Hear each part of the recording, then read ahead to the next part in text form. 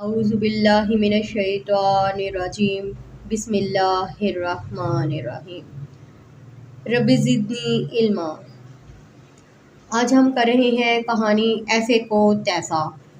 شمسو حلوائی کی دکان پر مٹھائی لینے والے گاہکوں کا آنا جانا لگا رہتا تھا۔ دراصل شمسو حلوائی مٹھائی اتنی عمدہ بناتا تھا کہ لوگ دور دور سے مٹھائی لینے اس کی دکان پر آتے تھے۔ اس کے باوجود شمسو حلوائی بعض اوقات موقع دیکھ کر تول میں ڈنڈی مارنے سے باز نہ آتا تھا۔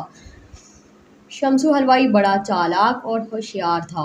آدمی کی شکل دیکھ کر پرکھ لیتا تھا۔ ایک دن حسب معمول شمسو حلوائی اپنی دکان پر بیٹھا مٹھائی فروخت کر رہا تھا کہ ایک سادہ لوگ دیہاتی اس کی دکان پر آیا اور 2 کلو مٹھائی تولنے کے لیے کہا۔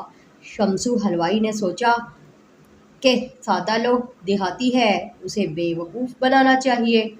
چنانچہ اس دیہاتی کو غافل پا کر مٹھائی تولتے ہوئے ڈنڈی ماری اور 1.5 کلو مٹھائی کا ڈبہ دیہاتی کو پکڑا دیا۔ دیہاتی کو وزن کم محسوس ہوا تو اس نے کہا، مٹھائی کا دوبارہ وزن کرو، مجھے یہ مٹھائی 2 کلو سے کم لگ رہی ہے۔ شمسو حلوائی نے دیہاتی کو مطمئن کرنے کی کوشش کی لیکن دیہاتی نہ مانا۔ آخر کار شمسو حلوائی نے چالاکی سے کہا، اس میں تمہارا ہی فائدہ ہے، وزن کم اٹھانا پڑے گا۔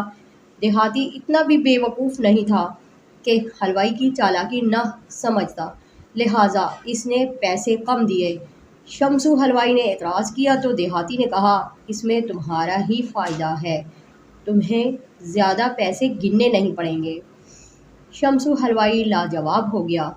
اخلاقی سبق: ایسے کو تیسا، جیسا کرو گے ویسا بھرو گے۔